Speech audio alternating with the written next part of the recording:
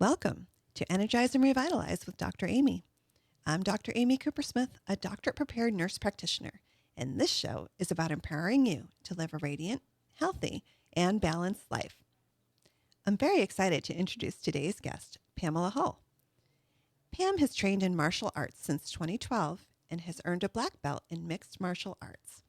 She is the owner of Southwest Self-Defense. She is also a Rocksteady boxing coach. Rocksteady is an organization with a mission to improve quality of life for individuals with Parkinson's disease. Pam is also a personal trainer and much more, which we will talk about. Thank you so much for joining me today. Thank you for having me. It's a pleasure. So you wear a lot of hats. How did you come to serve in these roles? I had a desire to learn martial arts.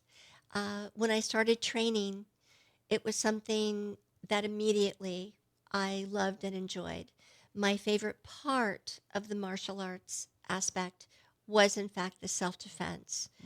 I will share that in my past, back in the 80s, I did have an event that happened, and thank goodness it ended well. But for anyone to think that they cannot be a victim of crime, it was kind of a mission of mine once I received my black belt and went on to train in Krav Maga, which is an Israeli form of street defense. It was a mission of mine to share that knowledge with as many people as I could. So you had a trauma, and that inspired you to make sure that you were never in that situation again. Exactly. Yeah, and then to share that with other people. Yes, it's something that everyone should know. Everyone should know some form of self-defense. So, what are some of the most important principles that you teach? Do you teach mostly women self-defense or both? Mostly, I also have a lot of teenagers. I have a lot of young kids that come in. And the main component of learning to defend, it's different than learning to fight. I want them to recognize where the threat may be. The main part of that is to avoid it at all costs if you can. The first and foremost and easiest part of self-defense is using your voice so everyone sees that there is something occurring. And as well, it is a litigious state of our society that we live in, is to know that you are seen as the victim and not as the abuser, if that is the case, or the bad guy. So there are many components to learning to defend. And of course, at all costs, try to avoid and get away, and then having the tools to defend physically should you need to. So you mentioned avoiding the situation. How Yes. can a person do that? What should we be looking for? Awareness of where you are always. Head on a swivel. Our phones, unfortunately, and our young people especially, we have our phones in our hands. Our phones are up in our ears. They will create a bad situation. The bad guys that are out there are looking for the quick, easy victim. And if we are not paying attention at all costs, that will only make it easier for them. So know where you're going. Let somebody know where you are going. Be aware of your surroundings. Before you leave your car, look around. Before you park, see where you're parked. If you are going from point A to point B, and there's anything at all that gives you those little spider senses, then don't go. There's no honor in not making it home that day, and to not be embarrassed to use your voice, to make a phone call, to say to someone, let's just not go there just yet. Be brave in all of these circumstances. Do not be embarrassed to use your voice, and just always be aware. Yeah, as I was kind of preparing to talk with you, I was remembering being younger and maybe not quite as smart as I am today, in situations that I got myself into that were just dumb, um, where and thankfully nothing happened, but I Right. remember giving a man a ride home and going into his place, and this other man was there, and the hairs Yes. on the back of my neck stood up, and I went, "Oh, I need to go." And Yes. yes, But intuitively, you had that yes, feeling. And the part that I like to teach is the part that happened before that. And this yeah, is not, shaming anyone. If you don't have that little bit of awareness, and the training actually does that, yeah, it boosts your self confidence, it boosts your awareness, and hopefully you may never have to use it. But before going into a door, hmm, you might not. Before getting into a car, you might not. You'll give it a second right, thought. For those that are dating, uh, if you have that feeling, just don't go. right, If you're on a street and someone stops to talk to you or is walking alongside of you, and you don't want to hurt someone's feelings because, well, maybe they're okay, right, but perhaps they're not. So it's okay to say, "Excuse me." And if you've passed restaurants or doors along the way, just say, "Excuse me, I'm where I need to be," and walk in that door. hmm, Walk in that door. You just never know. We can't take that chance. yeah. I think that's a big one. We don't want to hurt anybody's feelings. We don't want to judge anybody. But you're right. You can't put your own personal safety at risk No, to avoid sparing someone's feelings. no. Yeah. We are, especially with you, you are into fitness and health and wellness. And, you know, how many people run at 4 a.m., Hmm. 5 a.m.? How many how many individuals have not told someone when they're leaving where they're going? How many individuals wear earbuds, Right. and they cannot hear people coming? These are things that, yes, should we be free to do? We should. However, are we putting ourselves at risk? Right. And I think for any runners out there, there are a lot of other people in the community who like to run, and they'll get together in groups. Yes, And there's so much more safety in that, especially if you're going to run during those hours where it's still dark. exactly. And people look out for each other. And Yes, and that's how it should be. yeah, And, there's that old expression, if you see something, say something. Please, I ask you to do that. Don't put yourself in harm's way. But if you see something happening, call 911. hmm, Um, and perhaps, you know, distance yourself from that situation, but notice what someone was wearing. Notice the look on someone's face. Uh, when you are aware, you'll see these things that perhaps you wouldn't have seen before you had some training. Um, and say something. Definitely say something. hmm. So you do training with individuals, Yes, but you also do corporate trainings. I do. So what's that about? It is something, just a few examples. I do the Florida Association of Podiatry, Hmm. and it is something that the doctors will do for their staff Yes. as you have your office. I do the Well Armed Women of America. I do the Florida conferences for them. I do what they call non lethal training because all of these individuals carry. Okay. And individuals that do carry, of course, they will say, "I don't need training. I've got the best defense ever." But Uh-huh. there are situations that you may not be able to pull your weapon. So, what I do is I work closely with a group of women, and they learn non lethal defense, strikes, and what have you, and awareness.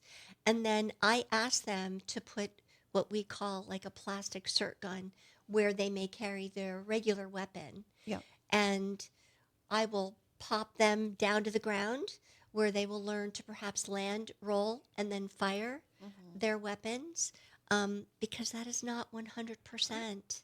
And someone could take your weapon. Someone could take your weapon. So we do weapon defense with a gun, with a knife. Um, Again, this is not foolproof. Right. It is not 100%, but we know that if we do nothing from a defense perspective, that the outcome, of course, most likely will be much worse than defending in some way. So you mentioned the litigious society that we live in. Is that Yes. particularly challenging for people who are armed in your experience? It's very interesting because I go to some of the meetings for some of the individuals that have their clubs and they're armed, and the USCCA, the United States Concealed Carry Association. And I have learned a lot from them. And one thing is, if you are in a defense situation and you have pulled your weapon and someone is no longer with us, Right. or you have defended personally with non lethal, when you make that call to 911, it is recommended that you do not use the verbiage, I have just, God forbid, I have just killed someone, I have just shot someone. Um, you make that phone call and you say there has been an event, there's been a self-defense event, or whatever verbiage comes to you, because you are in shock. Right. There is that, that fright or flight mechanism that comes into play when a police officer does come to you to respond to that situation. If you do have a weapon, just put that weapon down, step back away from it, because the police officer needs to know who is the victim if it is not obvious, and who was the one that defended themselves. You will have to go down to, the station. They will do their due diligence. One thing that I found that was interesting is at that moment, you do not necessarily have to make a statement. You've got like a 24-hour period that you can. They will question you, but how do we answer those questions when something very tragic has just happened? Right. So it is something to research. This is part of when I do my seminars. I like to sit with my individuals and know whose situation is what, who does carry, who does not. Um, I do not cite like everything that I say is correct, but I will say there are questions to ask. Um, if it is a situation where it is domestic, I learned quite a bit by, if you come and you train with me and you tell me that there is a situation, I will follow you personally. When I say follow you, I don't mean literally, but I want to know how you're doing. Tell me how things are going. Is it time to make a police report? And those reports, if you're looking for a restraining order, do not just happen the moment you go in to the police department. They want to know, are they texting you? Are you responding? The fact that you're responding um, means that you're still having communication, even though you're trying to deflect. There is a rule that no more response. They will ask you these questions. So there's still so much to learn to keep yourself safe under all these circumstances. There's so much involved socially on your behalf of being an advocate for people. Yes. So much you have to learn. So just to summarize, in self-defense, Yes. we avoid the situation if we can. Correct. If we find ourselves in a situation, we learn how to defend. And, Correct. And then get away as soon as we can. We use our voices always. Yes. Yes. Keep your distance. Yes. And then if something does happen that ends, with having to file a police report, we kind of take our time and understand that we do have time to respond. Yes, absolutely. It's all about you and feeling safe and knowing that others are there for you. But, the statements that we may make, and of course, they are telling people exactly what happened. But again, we are so litigious in this society that you also want to protect yourselves. Yep, always. I'm going to have you hold that thought. Okay. We're going to pause for a break from our sponsor. You're listening to Energize and Revitalize with Dr. Amy. Don't go anywhere. We'll be right back. Welcome back to Energize and Revitalize with Dr. Amy.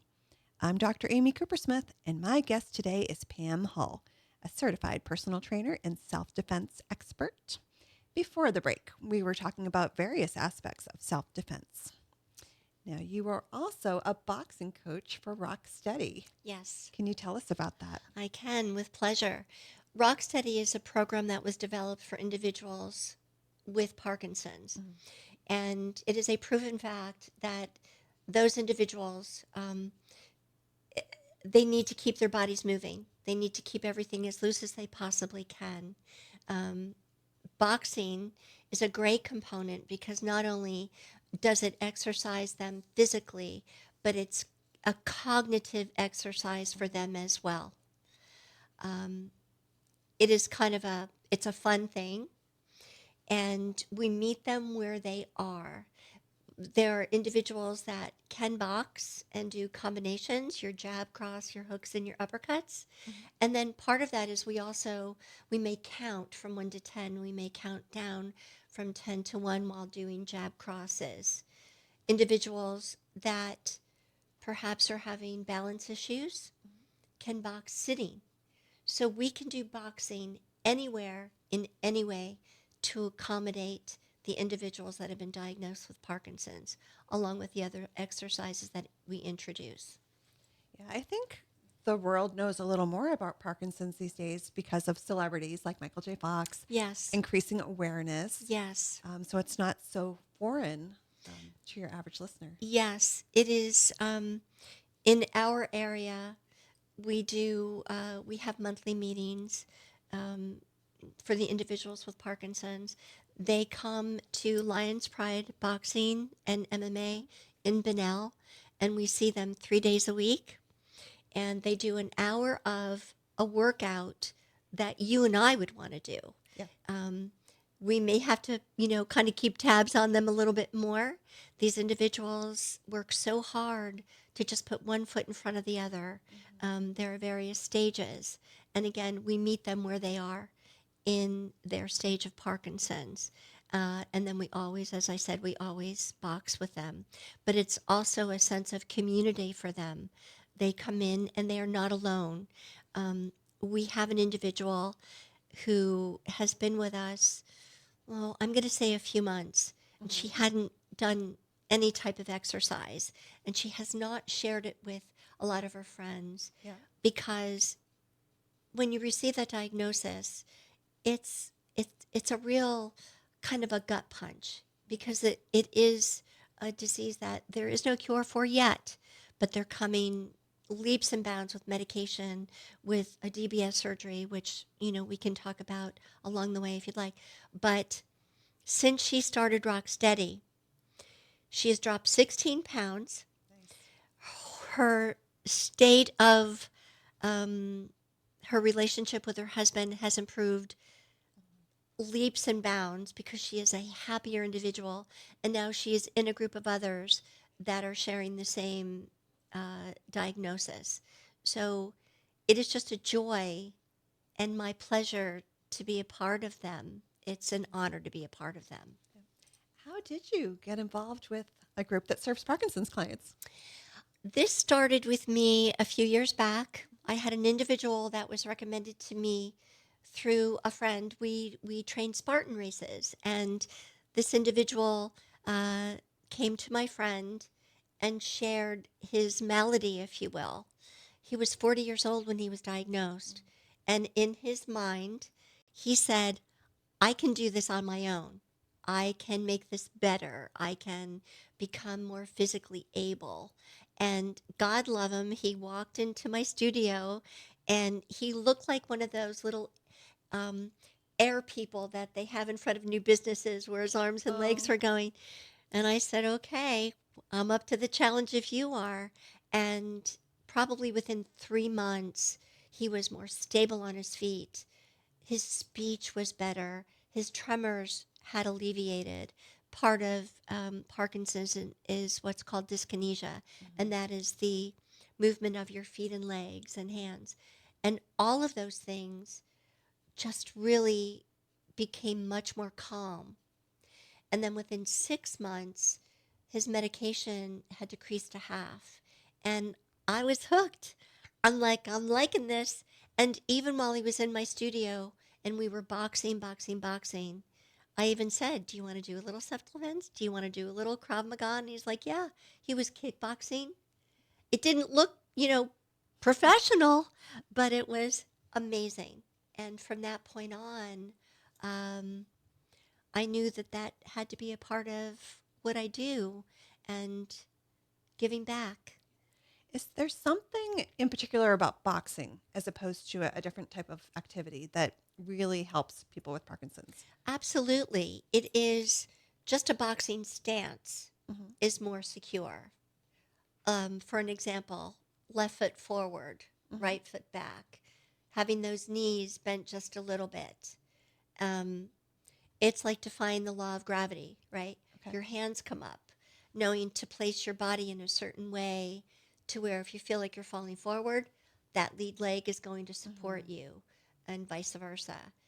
Cognitively, um, you are thinking about placing your hands, whether it's on the heavy bag or on a focus mitt. If you have a specific combination to do, you've got to think about it.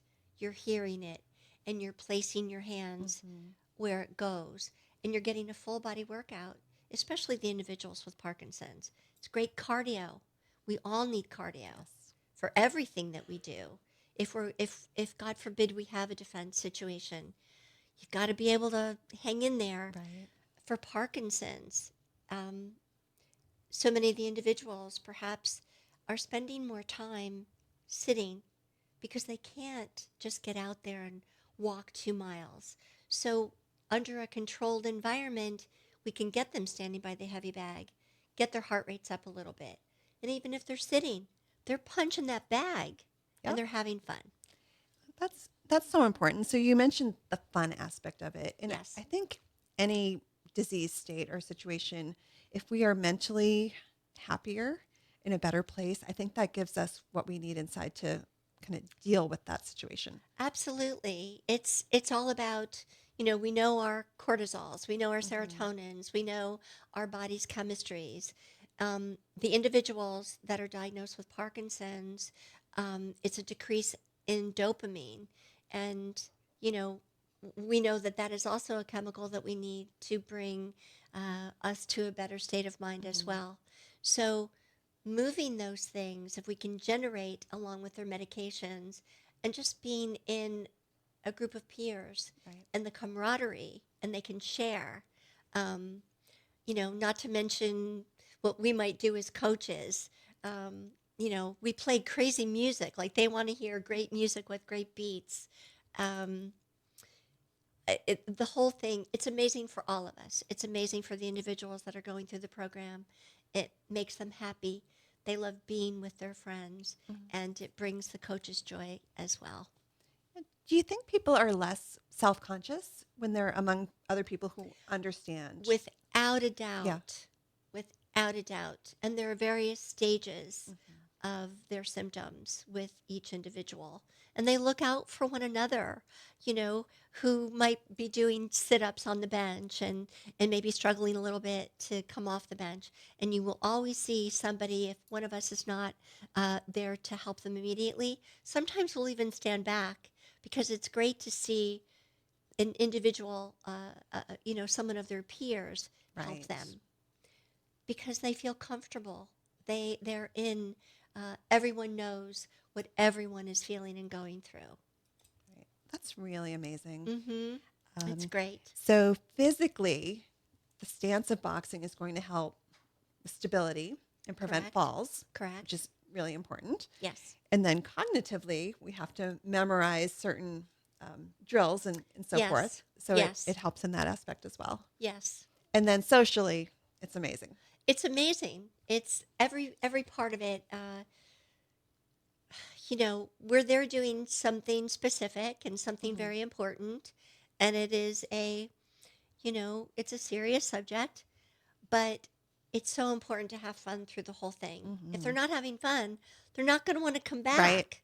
So we love making it as pleasant as we possibly can for them. Wonderful. So you're also very passionate about healthy aging and remaining active. Yes, very much so. Oh. How old were you when you became a black belt? I was 60. I was 60 years old when I earned my Yeah. black belt. Did you ever think that that was too old to start something like that? Absolutely not. Absolutely not. I am a big proponent of if you have a thought or a dream or you think you would like to try something, Hmm. um, go for it. Yes. Go for it. I mean, I am now 68. I am still teaching. I am still training. I am still thrown around occasionally like a rag doll. And I tell everyone, um, for any sport that they might want to try or to learn, we've all started somewhere. Yes. And go easy, go slow. If you have a disability, that's okay. We can avoid it, we can work around it. Um, but there are no excuses. Yes. And I think that's an important point. I hear that a lot of, oh, I can't do this exercise because, we, unfortunately, as we're around for a little while, we get injuries along the way. Yes, So you're absolutely right about working around that and continuing to move because it's so important to stay healthy as we get older. without a doubt. Our bodies are machines. It's like anything. If you have a car that sat in the garage for 10 years, chances are it's not going to start. Right. Uh, so our bodies are the same. Um, I am so grateful. Also, not even from strength. Yes, we want to be strong, but from a cardio perspective, I'll circle back to the self defense aspect of it. Um, if we have not practiced some sort of self defense, or cardio, it would be very hard to defend. If we haven't, our individuals with Parkinson's, they do cardio because we want them to have that little bit of, you know, uh, oomph to continue their boxing. It's with all of us. Keep our hearts healthy, keep our Yes. lungs healthy. Um, and it shouldn't matter how old we are. Keep going. Keep going. Well, I really want to thank you for joining me today. How can our listeners learn more about you and get in touch with you? Um, you can Google Southwest Self Defense. We are in the process of doing a whole new website. Um, uh, Rocksteady. You can find us at Lions Pride MMA and Boxing here in Bunnell. I am happy to do whatever anyone would like to do. If you would like to do individual training, self defense, boxing, Parkinson's. I also kind of have a little ancillary business where I do come to your home for Mm. the individuals that cannot um, find their way to the gym because perhaps their symptoms have become a little more advanced. Right. I am happy to come to your home and give you that workout, and I bring my boxing gloves and my mitts. So we do a little bit of that as well. But Lions Pride, MMA, and boxing is where our Rocksteady program is. For me, you can Google Southwest Self Defense, and I will answer specifically. Um, and I'm happy to do whatever anyone is anxious to do. But please think about both of these programs because they're so important. They sound amazing. Great. Well, thank you again. Thank you again. It was a pleasure. And thanks to our listeners for tuning in to Energize and Revitalize with Dr. Amy. If there are topics you would like to hear about, please send an email to